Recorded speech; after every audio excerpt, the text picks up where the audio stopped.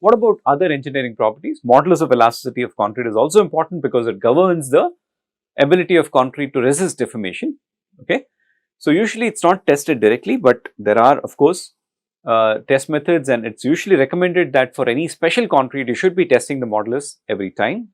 Nevertheless, in most cases what we do is we use code prescribed relationships that link the modulus to the compressive strength.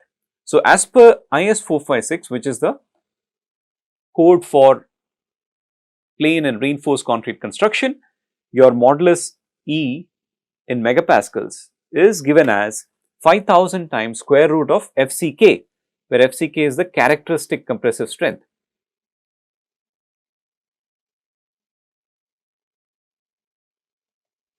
Remember, I talked about the grades M30, M40, etc.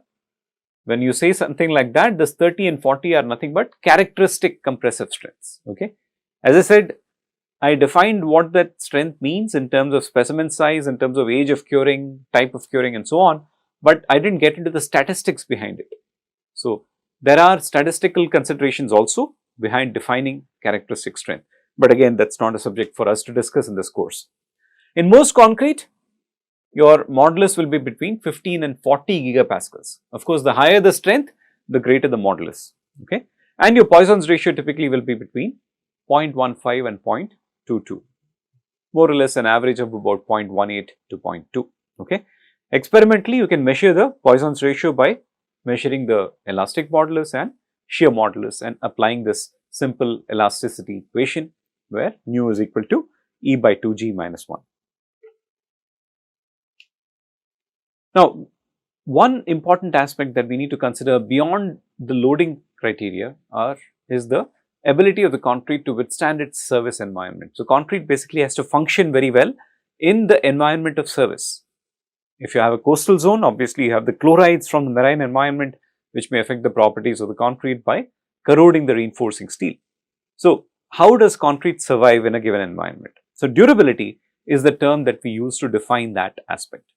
So, again, according to the American Concrete Institute, ACI, the durability of hydraulic cement concrete is defined as its ability to resist weathering action, chemical attack, abrasion or any other process of deterioration. So, again, all non-load related processes are related to the durability of the concrete. Okay. Again, durable concrete will retain its original form, quality and serviceability when exposed to the environment. That means all these aspects will be negatively impacted if you have a problem of durability of concrete. Interestingly, all durability problems such as corrosion of steel in reinforcing concrete, chemical attack of concrete, alkali aggregate reaction, remember we talked about this when we talked about the aggregate type, and then freezing and thawing damage. Okay. When we talked about air entrainment, we talked about freezing and thawing damage. So, all these problems interestingly are related to the presence of water. If water is present, all these problems will happen.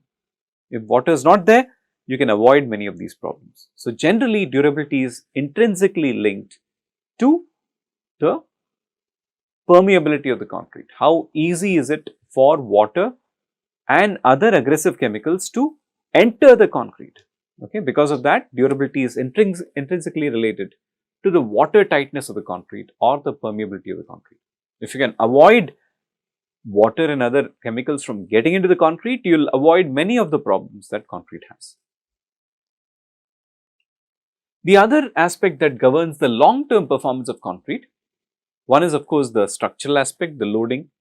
Second is the durability, that is a response to the environment. The third is what is called creep and shrinkage. Now, please remember, when you do a test in the lab, it is only for a matter of few minutes, but a concrete standing in a structure, concrete in a column which is in a structure, is being subjected to load for many years. Okay. Now, compare this to yourself. Let us say you lift a bucket and put it down. Second case, you lift that same bucket which is full of water and keep it for a very long time. Keep it held up for a very long time. What will happen? Obviously, your body or your hand will feel the strain of lifting the bucket a lot more than it felt when you just lifted it for an instant and kept it down. That basically is the response to sustained loading, and we call that as creep. Creep in concrete, although it's not as much as polymers, which we'll talk about in another chapter in this course, creep is not that much as in polymers, but creep can affect significantly the properties of concrete. Okay. When you have creep, it can lead to a faster rate of degradation or deterioration. They can increase the strain levels in the concrete. Okay. The other aspect is concrete has water in it and this water can dry out of the concrete, causing volumetric contraction, and that is called shrinkage. Now, if you have a piece of concrete that is floating in space and it's drying, nothing will happen to it, it will just keep reducing in size. But if the same piece of concrete is held inside a structure and it wants to shrink, the structure will not allow it to shrink because there are restraints to its shrinkage. You cause restraint to the movement, and because of that restraint, you will get cracking. Okay, similar to a slab sitting on the ground. Okay, so if the slab wants to shrink, the ground basically restrains it from moving, and that restraint will cause a shrinkage. So, restraint causes cracking in the case of shrinkage. Okay. Now, in some cases, of course, creep and shrinkage can act in opposite directions, which may offset the damage to some extent. However, you have to still consider and understand the individual effects of these. Okay. As I said, creep in concrete is much lower than creep in polymers, but usually it's much greater than that in metals, especially steel. So, you want your concrete to be strong, yes. You want your concrete to be durable. You also want your concrete to be dimensionally stable. That means it should not change its volume with time. And this time dependent change in volume is caused typically by creep and shrinkage. Now, interestingly, the factor that affects the creep and shrinkage most is the amount of aggregate. More the aggregate, more the stability. Okay. We took to construction with concrete as compared to construction with stone because we had this magic ingredient, that is cement paste, which could help mold the concrete in any shape we wanted. But it turns out the cement paste is the reason why the durability or dimensional stability problems actually occur. The aggregate for the most part is inert and does not do anything, and the more the aggregate that is there in your system, the more stable your system is going to be. Okay? So, please keep that in mind when you design concrete. Although we want cement paste to be the primary factor governing the behavior of the concrete, we want as much aggregate there as possible. Okay, that's what we need to consider while designing concrete, and it also makes the concrete more economical that way. Now, we talked about concrete separately. In another chapter, my colleague Professor Pillai would have talked about reinforcing steel, or will be talking about reinforcing steel. But let's talk a little bit about steel concrete composites. Of course, reinforced concrete itself is a composite because it's got steel reinforcement inside a concrete structure. But we can also have special composites of concrete and steel, like hollow steel tubes that are filled with concrete. Okay, there are special advantages there because when you fill up concrete inside hollow steel tubes, you're saving a lot on steel as far as compression members are concerned. Secondly, the concrete prevents the steel wall, which is thin, from buckling. And third, the steel which is confining the concrete inside increases the load carrying ability of the concrete. Remember, we talked about the fact that when you compress a cube, you are basically causing it to bulge outwards. So, if you have a concrete which is confined in the steel tube, the compression of the concrete will be resisted by the tube and it will cause the confinement, and that confinement increases the load carrying capacity. So, these are called hollow steel tubes filled with concrete. Okay. So, that's one way of establishing another composite relationship that is much better than what you would have if you just had a concrete column or a steel column. The other way to use steel concrete composites is what we call as pre-stressing. Now, again, just taking the simple example of a beam here. So, you have this beam which is loaded from the top, and that top loading results in a deflected shape which is like this. Okay, beam basically deflects, and while it's deflecting, there's tension at the bottom and compression at the top. So, the concrete will basically fail because of this tension. Okay.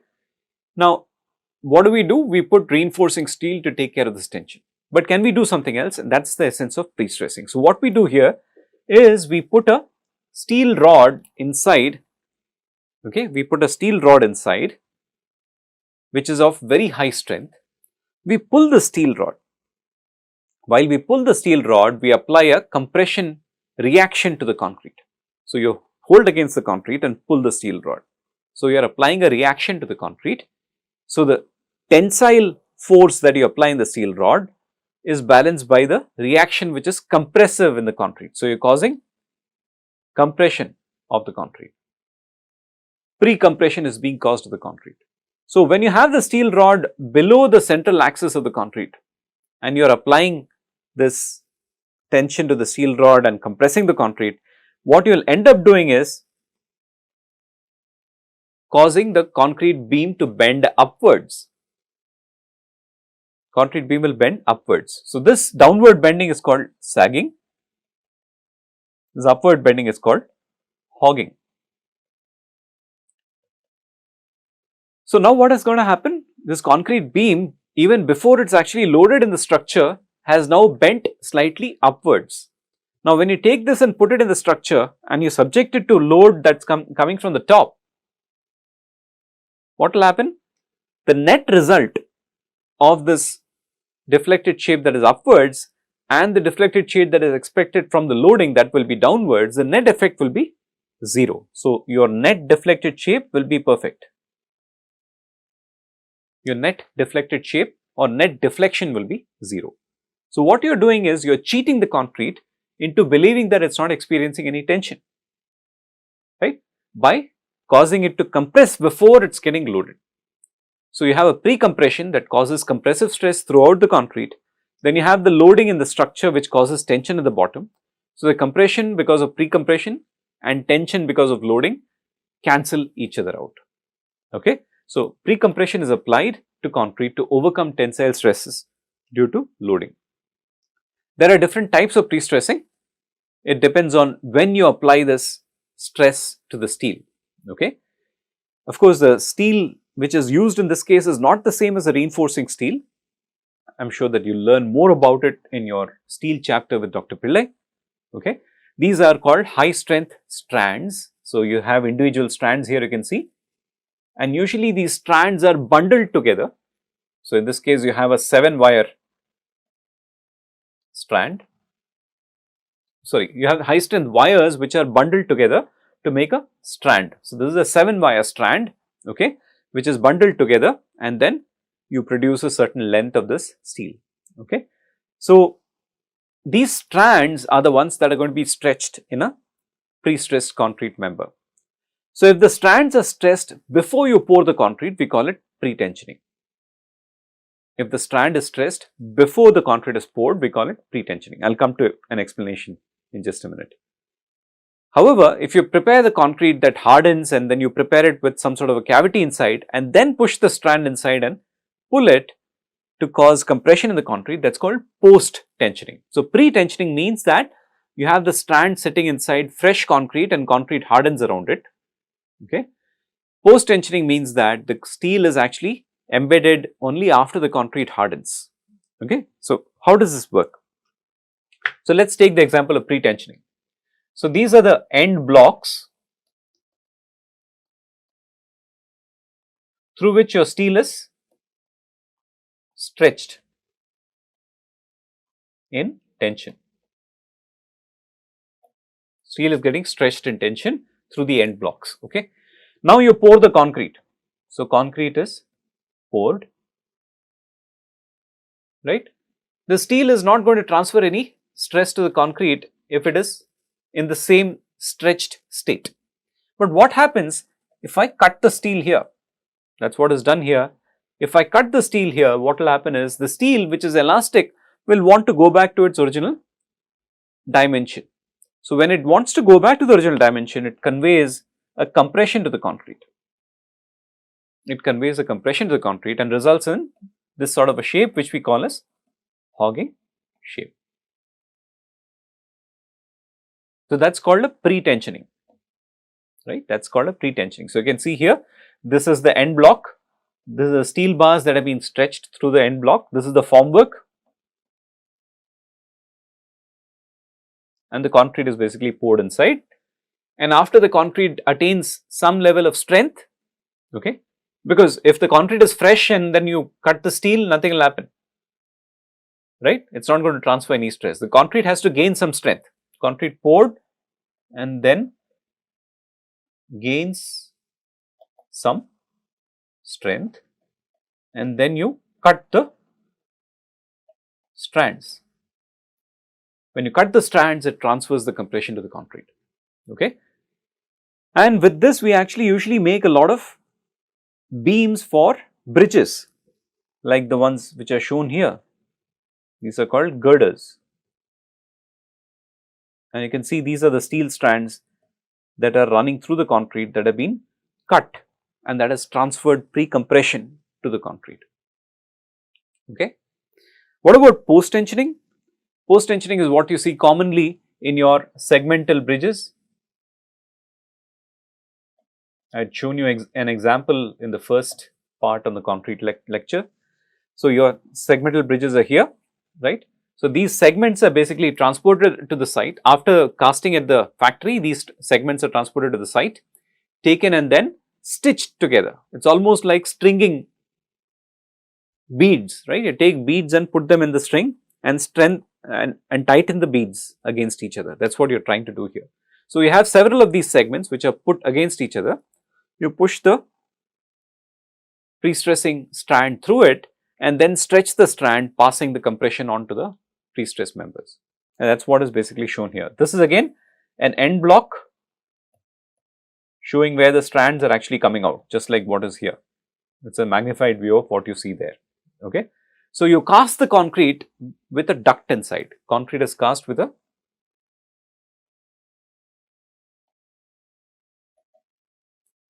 duct inside, so that you can push the steel through this duct easily. The problem is, after the pre-stressing has been done and the compression has been transferred to the concrete, the steel is freely sitting inside the duct, and if you leave it like that, it will corrode with time, and corrosion obviously will lead to a rapid loss in its tensile capacity. So, what you need to do is fill up the duct filled with grout after completion of work.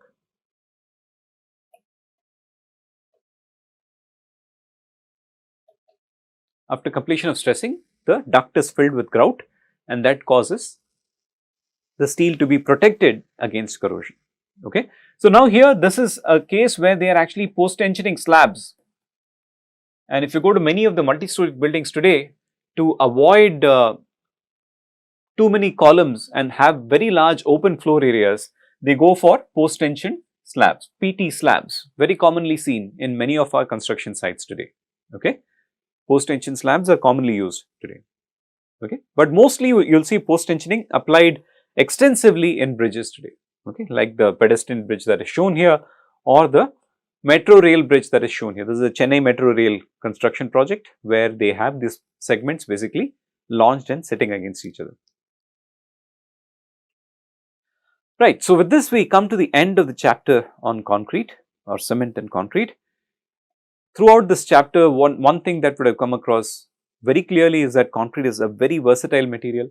It is easy to apply and it is long lasting, provided you do a good job of the construction. It is very critical to do concrete construction properly to ensure that you get the best effects or best results out of it. Proper application of the concrete ensures a long life of the structure, and that requires a thorough understanding of the ingredients and their effects. And as I said, apart from the structural engineer, apart from the contractor, the site engineer and so on, you need a concrete technologist who is a specialist who understands the properties of concrete well on a job site to ensure that the concrete is applied properly, okay. And today, of course, we are increasingly dealing with special composites of concrete with steel, one of which is the pre-stressed concrete. And without pre-stressed concrete, a lot of our structures would have been very difficult to make with just reinforced concrete, okay. So, you need to remember that advancements in concrete basically deal with application of new and different types of composites which can be made with steel and concrete, right. So, with that we come to the end. There are several websites which have information in concrete. Understandingcement.com is a very useful website. This website is my own, that is www.theconcreteportal.com. But of course, much of the information that is presented here has a lot of detail about concrete. You don't need to get to that to this course. Okay. Of course, for this course, textbooks that you may want to refer to are Mamluk and Czarnecki and P.C. Varghese. Okay.